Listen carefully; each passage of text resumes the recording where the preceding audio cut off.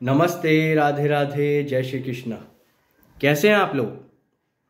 क्या कभी किसी फ्लैट का पोजीशन डिले मिला है आपको? क्या कभी ऐसा हुआ है कि डेट ऑफ पोजीशन हमें बताई कुछ और गई थी और फ्लैट हमें मिला ही नहीं उस दिन? मिला भी कब मिला? बहुत देर बाद मिला। देर मतलब 1 साल से भी ज्यादा। गुस्सा बहुत आएगा, पर इसी रिगार्डिंग मैं आपको आज बताना चाहूंगा कि आपके पास क्या राइट्स है as a consumer, as a property buyer, as a home owner. Please ये वीडियो ध्यान से देखिएगा।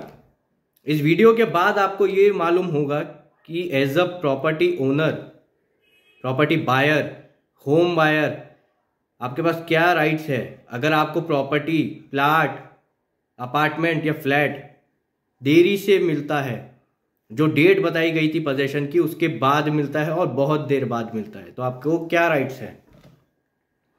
Please do like, subscribe and share my channel in case you really like to view and watch informative legal content. Thank you. अब ये एक story मैं आपको बताता हूं। एक ये व्यक्ति है, फ्लैट बुक कराया, बिल्डर को पैसा दिया, डाउन पेमेंट, कंस्ट्रक्शन चालू हो गया। पोजीशन डेट जो बताई गई थी उस दिन इनको फ्लैट नहीं मिला। टाइम बीत गया। ग्रेस पीरियड 6 महीने का ग्रेस पीरियड था कि 6 महीने डिले हो सकता है, बट ग्रेस पीरियड भी खत्म हो गया, तब भी फ्लैट नहीं मिला। फ्लैट इनको मिलता है ग्रेस पीरियड खत्म होने के 1 साल बाद। आप समझ सकते हो इनको कितना हर्ट हुआ होगा, इनके सेंटिमेंट्स। इन्होंने जाके बात करी बिल्डर से, तो बिल्डर बोला कि सर आप ये 1.5-2 लाख रुपए कंपनसेशन देने के लिए राजी था बिल्डर, बट इन्होंने रिजेक्ट कर दिया। इन्होंने पोजीशन ले लिया और पोजीशन लेने के बाद अब इन्होंने रेरा में जाके केस फाइल कर दिया। अब दोनों की दलीलें सुनी रेरा ने। रेरा है रियल एस्टेट रेगुलेटरी अथॉरिटी। ये अथॉरिटी डील करती है पूरे रियल एस्टेट सेक्टर को। आपको कभी भी कोई कंप्लेन हो प्रॉपर्टी रिगार्डिंग, कोई डैमेज हुआ है, कोई प्रॉपर्टी में डिफेक्ट निकला है, तो आप यहां पे जाके केस फाइल कर सकते हैं उस बिल्डर के लिए। तो अब यहां पे दलीलें सुनी, तो यहां पे होम ओनर ने बोला कि मेरे को इन्होंने ग्रेस पीरियड के भी 1 साल बाद जाके प्रॉपर्टी दी है, इनका कोई भी काम पूरा नहीं है। इन्होंने पार्शियल ऑक्यूपेंसी सर्टिफिकेट लिया था, फुल इन्होंने अभी लिया है, कोई टाइम से इनका काम नहीं हुआ है। मैंने कंपनसेशन की बात कही तो इन्होंने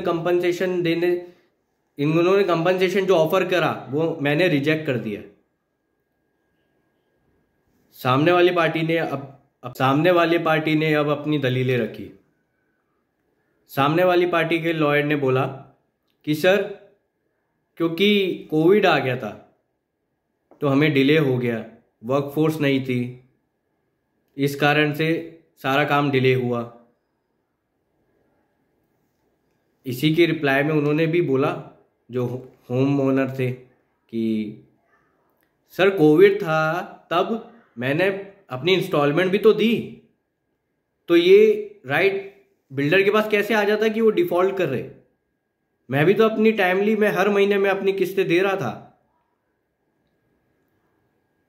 फिर डिफेंस के लॉयर ने, बिल्डर के लॉयर ने ये बोला कि सर ये कंपनसेशन तो वैसे भी आप क्लेम नहीं कर सकते सेक्शन 18 और 19 रेरा एक्ट के तहत, क्योंकि पोजीशन ले लिया, सेल डीड एग्जीक्यूट हो गई है।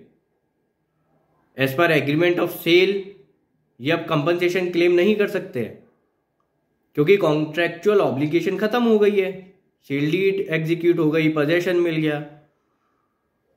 और सेक्शन 62 ऑफ कॉन्ट्रैक्ट एक्ट भी ये बोलता है कि अगर अब नया एग्रीमेंट एग्जीक्यूट हो गया है तो पुराने वाले एग्रीमेंट को मान्यता नहीं है। अगर पार्टी ने एग्री करा है नए एग्रीमेंट में आने के लिए, तो सेल डीड एग्जीक्यूट हो गई है, तो अब एग्रीमेंट ऑफ सेल भी मान्य नहीं है। इसके रिप्लाई में अब होम ओनर, इन व्यक्ति के लॉयर ने बोला कि सर हमने तो कंपनसेशन एग्रीमेंट ऑफ सेल में क्लॉज है उसके तहत मांगा था, इन्होंने वो भी नहीं दिया। इन्होंने कितना 1.72 लाख समथिंग इन्होंने कंपनसेशन हमें ऑफर करा, जो कि हमने रिजेक्ट कर दिया क्योंकि हमारा ज्यादा बनता है। और पोजेशन इन्होंने इतना डिले के बाद, तो कंपनसेशन तो वैसे भी ज्यादा मिलेगा हमें। अब अथॉरिटी ने दोनों की बातें सुनी, दोनों की दलीलें सुनी, दोनों पार्टीज की, और सुनने के बाद अथॉरिटी ने ये बोला कि एग्रीमेंट ऑफ सेल जो है वो एक मोस्ट इंपॉर्टेंट लीगल डॉक्यूमेंट है, वाइटल डॉक्यूमेंट है, उसकी एक एक वर्ड, एक एक क्लॉज बहुत इंपॉर्टेंट है। तो पोजेशन मिलने के बाद भी एग्रीमेंट ऑफ सेल एनफोर्सेबल है, और इन व्यक्ति के लिए उन्होंने अथॉरिटी ने फेवरेबल ऑर्डर दी। ऑर्डर में 7.12 लाख कंपनसेशन बोला देने के लिए बिल्डर को फॉर डिले पोजेशन, और ये हाईलाइट भी करा, प्लीज ये ध्यान रखिएगा कि पोजेशन मिलने के बाद भी एग्रीमेंट ऑफ सेल बहुत इंपॉर्टेंट डॉक्यूमेंट है, उसके सारे क्लॉज एनफोर्सेबल है। ये भी बोला कि कंज्यूमर को पता नहीं है उनके राइट्स के बारे में, उनको पता होना चाहिए, अवेयरनेस होनी चाहिए, ताकि ये इरेगुलरिटीज से वो बचे रहे, ताकि उन्हें जस्टिस सर्व्ड हो पाए। अब सेक्शन 18 और 19 क्या बोलते हैं रेरा एक्ट के, ये बहुत इंपॉर्टेंट है आपके लिए। ये आपको राइट देते हैं कि अगर बिल्डर या प्रमोटर डिले करता है प्रॉपर्टी के पोजेशन देने में, टाइम से कंप्लीट नहीं कर पाता है प्रोजेक्ट, तो आपके पास ये राइट है, आप उससे इंटरेस्ट क्लेम कर सकते हैं, कंपनसेशन क्लेम कर सकते हैं वो डिले टाइम के लिए मंथली बेसिस पे। इवन आपके पास ये राइट है कि आप उससे रिफंड ले सकते हैं, अगर आपको प्रॉपर्टी नहीं चाहिए तो पूरा पैसा रिफंड अलोंग विद इंटरेस्ट।